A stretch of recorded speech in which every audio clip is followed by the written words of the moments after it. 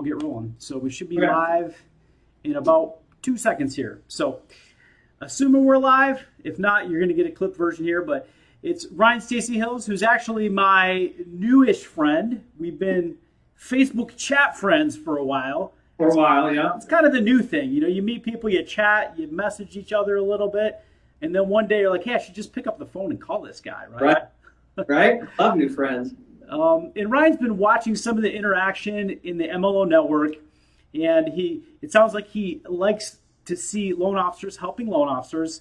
And I asked him and challenged him and say, hey, Ryan, would you mind spending a few minutes sharing some of the things that helped you grow and your branch grow, and you put balance back into your life with some of the LOs here? Something like that, right? Right. And I love your network, man. That's amazing. It's so simple, but there's so much knowledge in there. I find myself, I used to be kind of the go-to guy for guidelines and stuff. And as you get older and your focus starts to shift, you're not in those guidelines as much. So I'm in there digging in as well. So I love it, man. Yeah, I mean, one thing, and I'm going to point this out for you guys, there's the search tab in Facebook. And sometimes if you're new to Facebook groups, you don't always remember that. But you can jump over to that search tab and you can type things like, oh, I'm going to type delayed financing. I'm going to type, VA spouse. There's a lot of things as time goes on. There'll be threads from a year ago that I'm just going to go look that up. I think somebody was talking about that a long time ago. And you get that full discussion. This is kind of cool. So I just figured that out, oddly enough. And it's cool because it only searches that network. It's not like it searches all on Facebook. Correct. So probably stating the obvious, but I just figured that out, and it's super cool. It's good. But see, we can all grow together. There's lots of things that, like, I don't know exactly how to produce a real estate show. We're going to talk about that today. But we all grow and learn together. And that's the concept of MLO Network. It's not, about me being the king or about you having this crazy, awesome show. It's about all of us trying to be better, trying to make the industry better, and trying to, beat out these robot widgets that I hear are trying to take all of our jobs, right? Something like that. That's what I hear. So let's get into it. We try to prepare. So if we get a little off topic, he and I took some notes yesterday, and then we just started BSing. But we said we were going to call this How to Thrive When Others Are Just Trying to Survive. Yeah. And I think that whole concept came from us talking a little bit about how you made it through the last meltdown and how you launched your show. So I'll try to keep it open-ended. Maybe talk a little bit about your show and the market at that time and how you made the decision to take action and to be on camera a lot more. For sure. And dude, if I ramble, just kind of put up a finger to the camera and tell me to Yeah. I don't have one of those long candy cans. I can't pull you off. Just let me know if I ramble. But kind of, we talked about it a little bit yesterday, but I feel like this is weird for at least me. It's come full circle because when RC and I started the show, it was after the downturn. I was fairly young. I know I don't look like it, but I was fairly young, and I didn't have like 10 or 15 years of relationships to rely on. I didn't have like a bunch of realtor referral partners. It was really just me, and I didn't have another option. I didn't want to go do anything else, and it was right after the downturn. So RC and I got together. It was great timing. We're very yin and yang. My strengths complement his and vice versa. And our mutual friend, Frank and Brian, were doing, I think it was called Think Big, Work Small back then. And I said, hey, that's what I'm going to do. I was irrelevant in my community at the time because I was young in the business, and I, like I said, I didn't have a ton of relationships or years in the community, so I was irrelevant. And I wanted to do something that would make me at least relevant in my small community. So RC and I just got a camera, jumped in front of camera, started doing a show. We committed. We never stopped. I think 8 years ago, one show a week for 8 years. We never stopped. And if you look way back then, which Mike was seeing some of those that are really, really bad and really, really long and horrible shows, but we just did it. We committed to a strategy. We just did it, and the show continued to get better. So this is kind of good news and a good topic. I always say, so what? You shot a video, now what, right? Cool. Even if it's like highly produced, what are you going to do with it? How are you going to turn that into business, right? So that's the next step. Most people are like, shot a show or shot a video, I'm good. No, what are you going to do? How are you going to turn that into business? So what we did is kind of old school. We basically door knocked. We door knocked every realtor office, every title and escrow office, every CE class that was going on. RC was smart enough to build a website back then. We hosted the show on that website. And we'd go to all those CE classes or realtor classes and be like, hey, this is our show. We'd love for you to watch it. We'd play the show. And we slowly started becoming relevant, which is the first step. Like, people need to know that we're in the business. And we slowly started gaining viewers, and we became relevant in our community, which obviously led to business. Fast forward a year or two, when Frank and Brian asked us to co-host their show, then, kind of expanded our footprint from just Puyallup, Washington, which nobody knows of, into basically having, views in every state within, I don't know, the first 2 or 3 years of us doing it. So it just started to become a bigger thing, and not, back to my original goal of just being relevant in the community. It obviously led to us being relevant in the lending community versus just, my little town. So it's opened so many doors for us. We're so fortunate and blessed to do different conferences and speak at, real estate offices. Berkshire Hathaway's had us at their national conference. Eventually, hopefully, we get to mastermind and sales mastery, stuff like that. That's future steps for the RE Source. So that's kind of the backstory of the RE Source, how we committed to one strategy. It was horrible at the beginning. If you can find them, we committed to it. It got slowly better, became relevant, and now, here we are, still grinding. Well, the part of the story that I didn't know yesterday, and I was guessing based on our conversation, but you elaborated a little bit more, was something that I'm hearing a lot from loan officers that do videos. Just making the video is cool, but you still got to ask for the business. Yeah. And, you guys went out there, like you said, you door knocked, you showed up at events. I'm guessing you did ask these realtors to work with you at some point in the process. Absolutely. You didn't just wait for them to just, hey, I'm going to call this guy because the number was on his video or his website. Well, we were early to a term that is now used a lot, like educator instead of like a salesperson. Mm-hmm.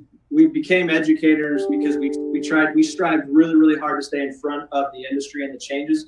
We wanted to be like our mentors, Frank and Brian, where they were educating everybody. I don't know if you know back then, but information wasn't as easy as it was now. And so I would watch their show. I don't know if you did back, 8 years ago, and I would find out about the newest change, right? So I wanted to do that in my community of realtors. Ended up having our competition watch us as well, which we're completely fine with. But that was the goal, is to become an educator. Now that's a big thing, being an educator on Facebook or any other social stream.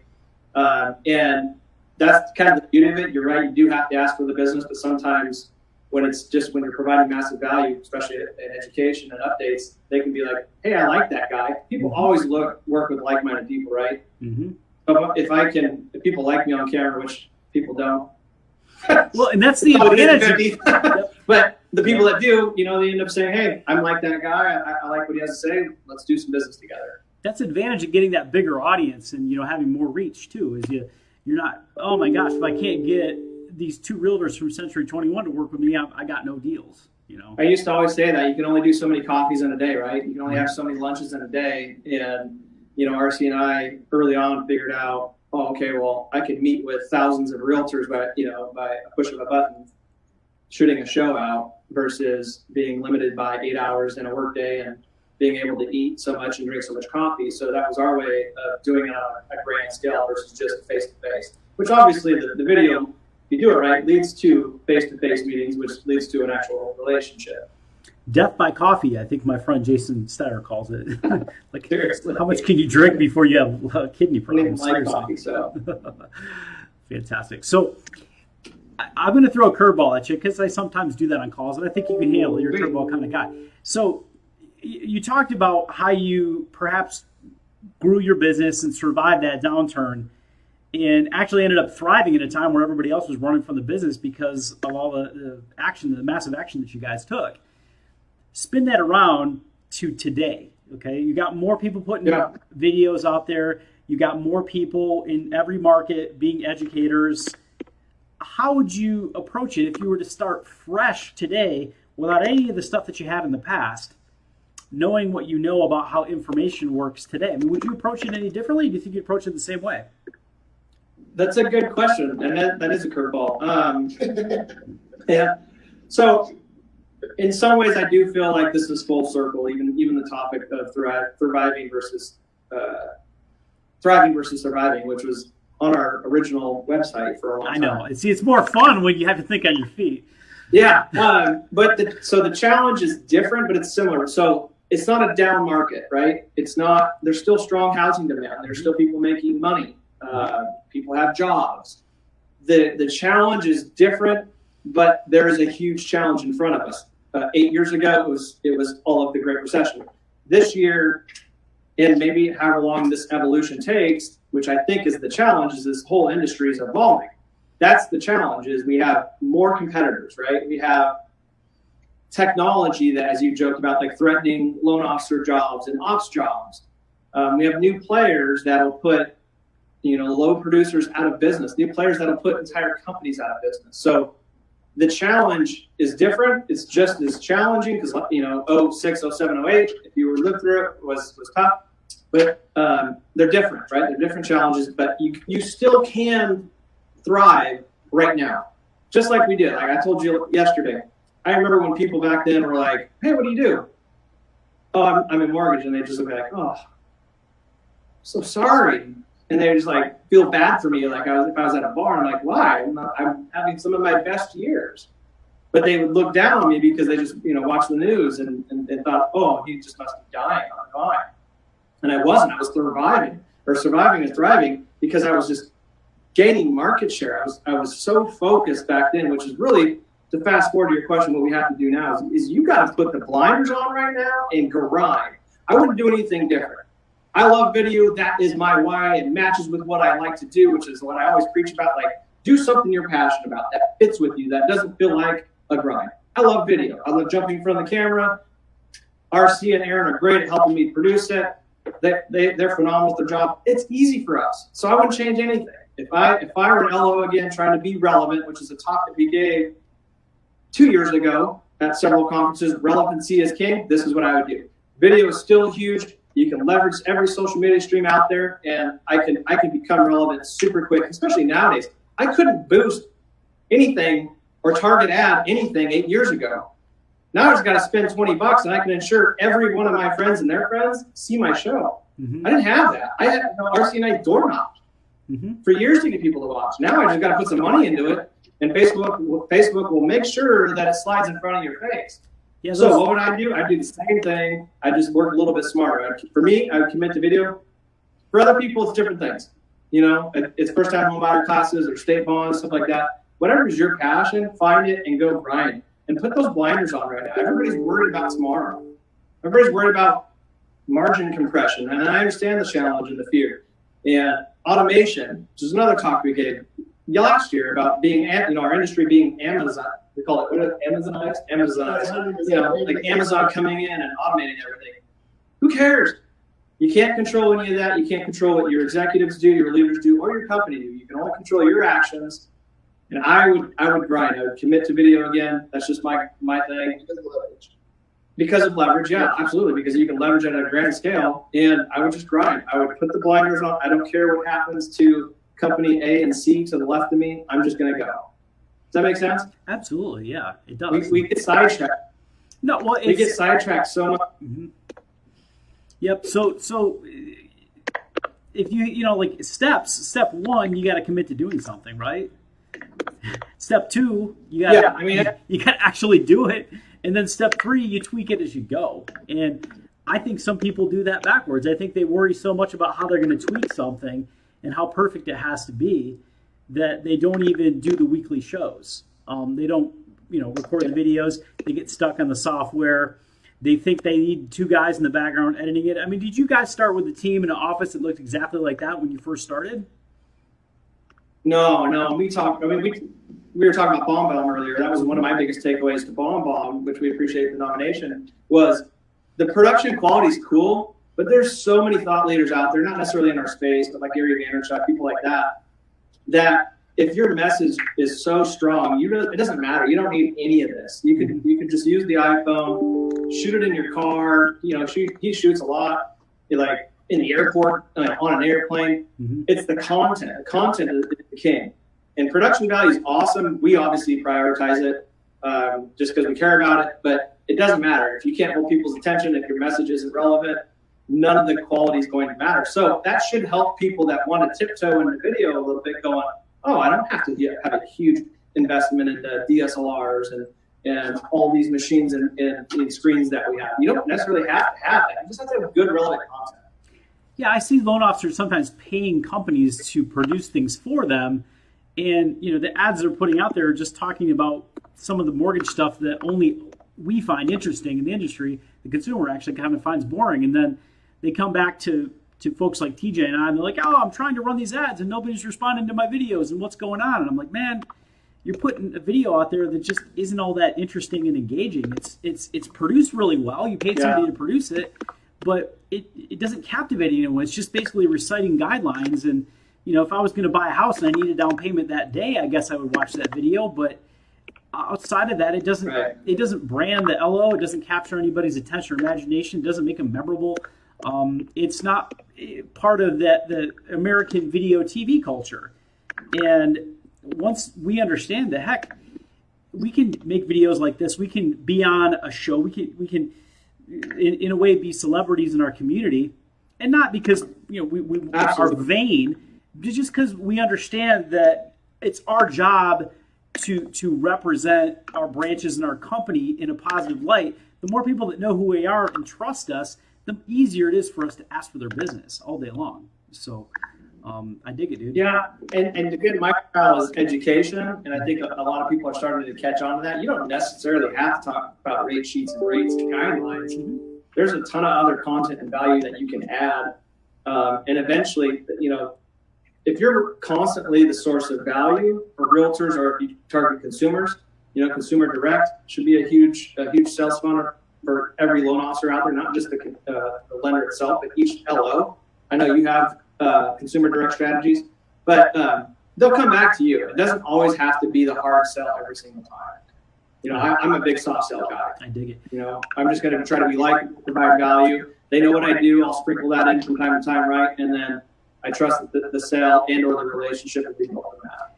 Now, I'm going to run something by you that I think I picked up. And this, I'm not trying to be self-serving here, but it's something that we've tried in our programs with a lot of different LOs. We've had the LOs go in and talk about guidelines, but they do it with a little bit of a pattern interrupt. They make the message real short. They distribute it to realtors. They put it out there.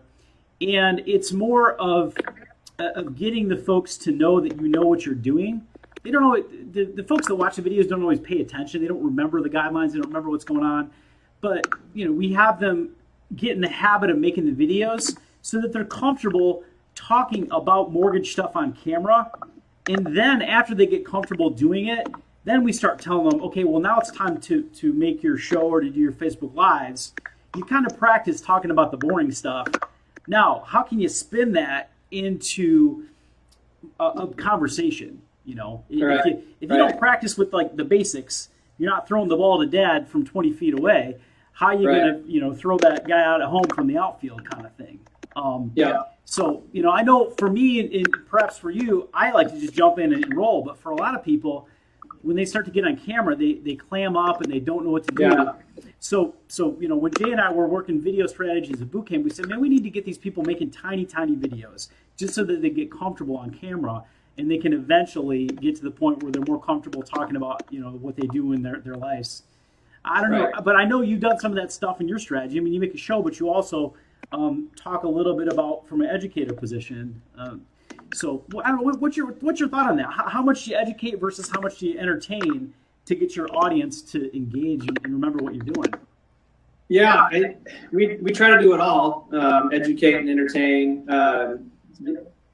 Obviously, the funny is the most demanded for. Everybody's always like, we love your spoof shows. Just do spoof shows, and they're fun. They're actually a lot of work to create, and they are our most watched show. I think for a mortgage, mortgage isn't sexy, so it's hard to get people to really watch unless you're, mortgage minded, like a loan officer or realtor. But things realtors and lenders wish they could say but can't. If you've never watched it, you can go on YouTube. There's I don't know, last time I checked was years ago, over 500,000 views for a mortgage show, and it was a spoof. So to answer your question, I think it should be sprinkled in. The funny should be sprinkled in. I remember early on we had a lot of funny just because I just joke around. I don't take myself too seriously, and it's fun.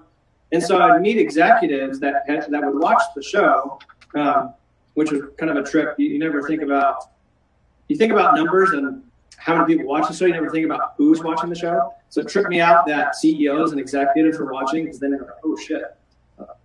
I said some stuff that maybe I shouldn't have in front of an executive, but they would meet RC and I, and they would get to know us, and it was kind of a compliment, but it was backhanded. They're like, oh, I thought you were kind of a knucklehead.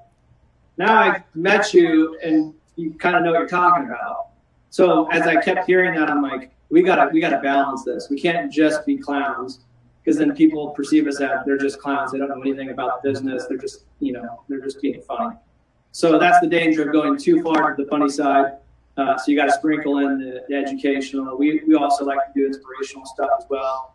And so that's like because we divide it up into thirds, sorry. So inspiration, mostly education, and then we sprinkle in the fun when we can. Now, how much time do you guys spend prepping when you do your weekly show? I mean, is it, I just come in one day, I'm like ready to go, or do you think about it, for a few days and spend a few hours kind of writing stuff out? Yeah, I write every show, and I usually write Friday morning. We usually shoot on Friday morning. The show goes out Monday morning. And so throughout the week, to try to stay the most relevant, have the most relevant content, I'm always reading probably 100 different sources that I follow. And throughout the week, I'll grab the most relevant stories that I think are important or, hot, and I'll throw them in a folder.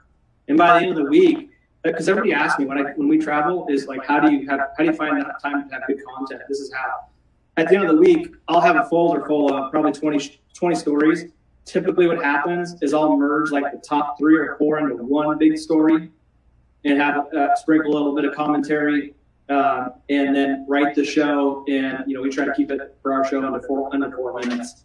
So that's how I ensure that we're on topic, we're on point, that we're relevant, and it's of value. Sometimes over 8 years, very, very little, and this is hard to do for anybody that's committed to a strategy. If I don't have something to talk about, I'm not going to put a video out. And that is contrary to most people. It's like, no, stay committed. I disagree with that. If you start putting out bad content, you are going to condition your consumer or the viewer to not watch you. So the hardest thing is to practice restraint and go, there isn't any news. I don't have anything funny to say. I'm not going to do a show. That's so hard, and thankfully we've only done that a handful of times. Or I'm not going to repeat things I've already said a bunch of times, so that you think, hey, this guy's just saying the same thing again and again. I see some folks doing that. They come on and they try to do Facebook Lives, but they're saying the same things over and over again, and people start to tune out at some point. So, cool, man. Well, and I get that a lot too. I'll get people that email, call, or text, and lately it's been margin compression. They're like, dude, get over it. And I got to have thick skin and go, I'm sorry. I know it sucks. I know it's stressful, but it's literally the most relevant thing we can talk about, especially in the mortgage industry. Now, realtors, I get it. They're probably over it. But I do get that. I do get that all the time where like people move on to something else. But it's like, I don't know, man, this is kind of an important deal. So this is the evolution of our industry. So this isn't hopefully not much of a curveball, but I wanted to ask you too. I think myself and a lot of the loan officers that have watched you, but maybe not had a chance to meet you, we always wondered what your branch looked like. Like, I don't even know. I didn't look up your numbers last night. I didn't look up your NMLS history. I didn't know you've been a pretty loyal guy and at the same place for the most part. But I mean, how big is your personal team? I mean, are you just the rainmaker? Do you write loans? Do you take calls? How does all that work? How does it look? Good question. I obviously still have my license. A few years ago, I took a district role. At that time, was running the whole state of Washington. The branch that I still run was super important to me, and it's like a family here to us, and it's small. So I wanted to be a part of that as well. But at that time, I couldn't run the branch, the district, and originate. So unfortunately, I had to give up the origination side of things. So now I'm district manager, branch manager / I guess. So the branch that I'm still a part of that I sit in right now, we should do about $300 million this year. Awesome. Do you think you would have been able to become the district manager if you hadn't taken all this massive action with the videos and the shows? Oh no, I tie it all together for sure. People are, we talk about monetizing, different things. I 100% credit everything to the show. Like I said, when I started, I was just RC&I. That was it. And that led to business, for myself as an originator. That led to realtors, like I said earlier. They're like, hey, kind of like those guys, I'll work with them. That led to competition going, I kind of like those guys, I want to work with them. I like what they're doing. I want to be a part of it. So the branch slowly started to grow. And then we got so big that we opened up a satellite, south in Lacey and then in Tacoma and then Gig Harbor. And so we organically kind of became our own district without having like a district manager title or regional title, because we just kept growing. So then, wait, you didn't just message people on LinkedIn and ask them for coffee? They came to you and asked to work for you? No, I'm sure that strategy works. I've never tried it, but I don't know. I'm probably pushing it a little bit too far, but lately I get a lot of folks in the MLO network asking me how to recruit, or asking to join the group to recruit, or like dying to grow their branches. And most of the time I tell them, like, hey, actually help loan officers. Find a way to teach them, find a way to bring value to them in some way, shape, or form. So, if I was going to wrap up this call, what kind of value could somebody who followed your roadmap, what kind of value could they bring to those around them in their local LO community? Not just the realtors, but the LOs. Because I think that's a hard concept for a lot of us to embrace. Like, I don't want this competitor down the road watching my videos and stealing my stuff. And then next thing you know, like you said, they're working for you. I mean, you're training your LOs. And it was kind of hard for me. I mean, I trained a ton of local loan officers how to be better at VA loans. A lot of them call me. They're quote unquote my competition. But they call me and ask me how to solve some of the problems and challenges that pop up in the VA loans. And I credit a ton of that to my partner, Jay, who really, taught me how to be good at it. But at the end of the day, yeah, I'm still out there competing with those guys. And, shouldn't I want them to lose and crush them and steal all their deals? I don't think like that. So, I mean, how I don't either. I mean, I don't either. I work really hard to stay connected in the lending community. I know a lot of people are fearful of people taking their stuff. Mm-hmm. I'm proud to say, like in our family, iron sharpens iron, and the LOs aren't like hiding their homework. They're sharing and edifying each other. For me, I've just never worried about that, especially on the show. I actually did the opposite. I tried to reach across the aisle and get to know different peers, whether they're branch managers, regional managers at different competitors. So I know a lot of them. Because of that, they're open to sharing ideas, strategies, how they're solving the current problem that we're facing right now. And so I got a lot of those high-level relationships I'm working really, really hard to create, and it's coming back, and it's helping me out a lot, because I'm not the smartest guy in the room. The $300 million that we're going to do just in this branch, that's all credit to the loan officers. They're smarter than I am. They're hustlers. I'm not going to take credit for that. We just the show kind of brought us together, and maybe one small part of it, but it's all credit to them. And they have the same mindset where they're sharing and edifying, even with competitors that are, say at Guild or New American Funding or Loan Depot or something. That's just how I've always been. It's always worked out for me. So I don't really have a fear of somebody taking what's mine. But I also, I guess that comes from confidence. I didn't have a fear of loan officers calling on realtor relationships back in the day.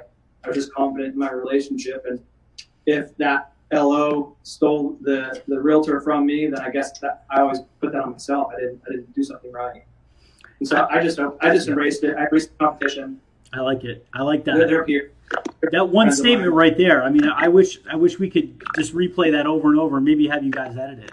If I lost a realtor relationship, I looked at it as though I just didn't do something right. Because I have people in my own company that I've talked to about this in the last 2 or 3 months. They sometimes come to me when something bad is happening with the competition, and they'll say things like, that other guy stole my realtor. Like, he didn't steal your realtor. He didn't take them from you. He was doing his job. He was making sales calls. He was making relationships. He most likely didn't lie, cheat, and steal or say a bunch of bad things about you. Well, unless you deserved it. But most of the time, he just out-hustled you. And he provided more value than you did. Something like that.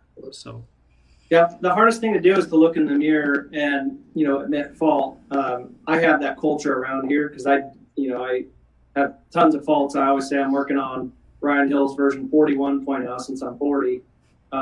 And so when you have that culture in your branches and your companies where it's okay to admit fault, then growth can happen. And so we have that at our team meetings every month. If we crushed it, hey, what did we do good? What could we have done better? And if you have that culture and it's typical and it starts from the top and everybody's vulnerable, then it's not uncomfortable to go, dang it, you're right. I did lose that realtor. That was on me. I haven't even talked to them in a month or two. Mm-hmm. Or I flopped their last 3 deals. That was on me. Mm-hmm. Totally get it. Okay, what happened with those 3 deals? Why did you flop them? Why did they go bad? Did it start at the beginning? Let's look at that. That's the culture that you have to breed in your teams and your companies to have that vulnerability so people can actually grow and become better versions of themselves. I dig it, man. Well, we promised we were going to keep these a little bit more concise.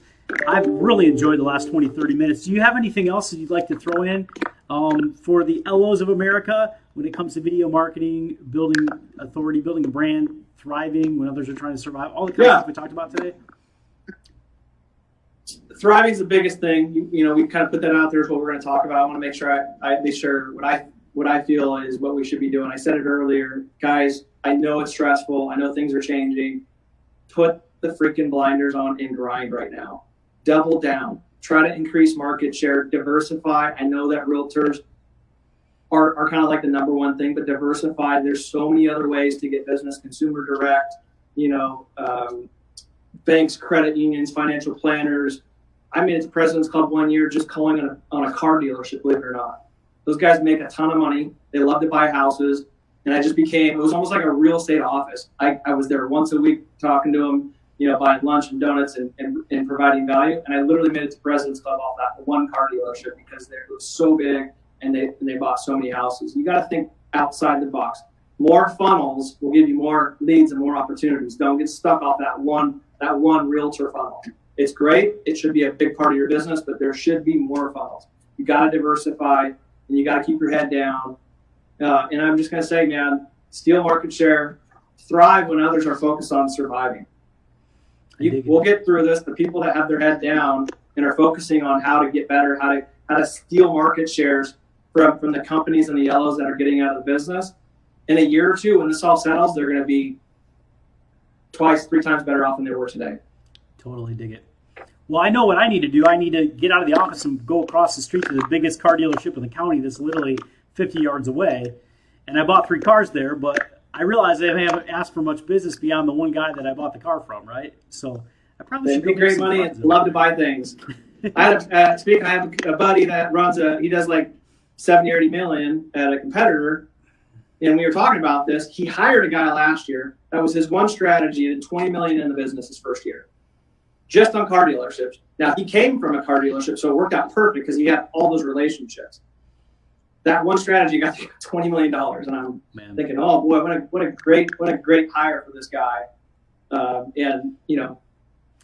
just one of the strategies we talked about.